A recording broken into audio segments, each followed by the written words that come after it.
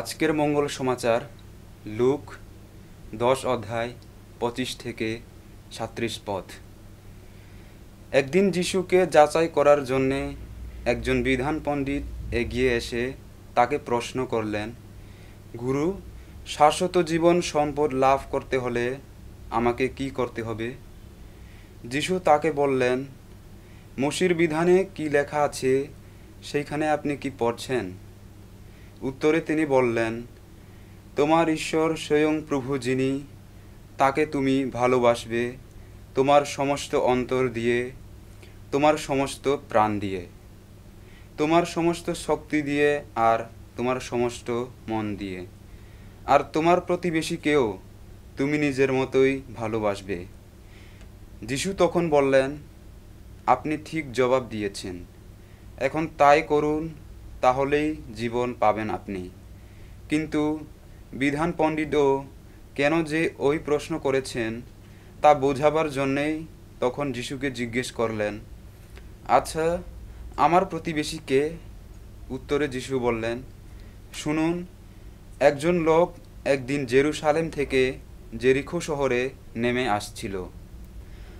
এমন সময়ে সেই একদল দস্যুর হাতে পড়ল। তারা তার যা কিছু ছিল সবই লুট করে নিল। তারপর তাকে খুব মারধর করে আধমরা অবস্থায় ফেলে রেখে চলে গেল। এখন হলো কি, একজন যাজক সেই পথ দিয়েই আসছিল। তিনি ওই লোকটিকে দেখে পথের উধার দিয়ে পাশ কাটিয়েই চলে গেলেন।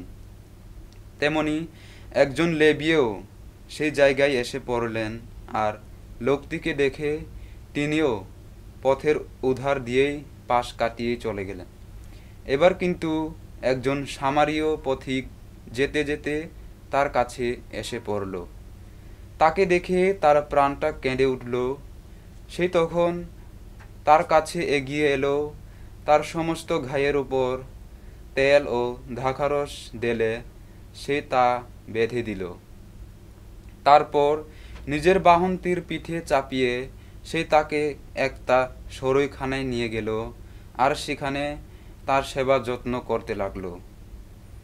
পরের দিন সেই দুটোর উপর টাকা বের করে সরৈখানার মালিকের হাতে দিল আর বলল, আপনি ওই লোকটির সেবা যত্ন করুন।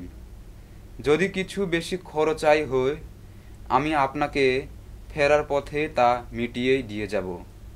যিশু এবার বললেন, আচ্ছা, আপনার কি মনে হয়, যে লোকটি দস্যু দলের হাতে পড়েছিল ওই তিনজনের মধ্যে কে তার প্রকৃত প্রতিবেশী হয়ে উঠল?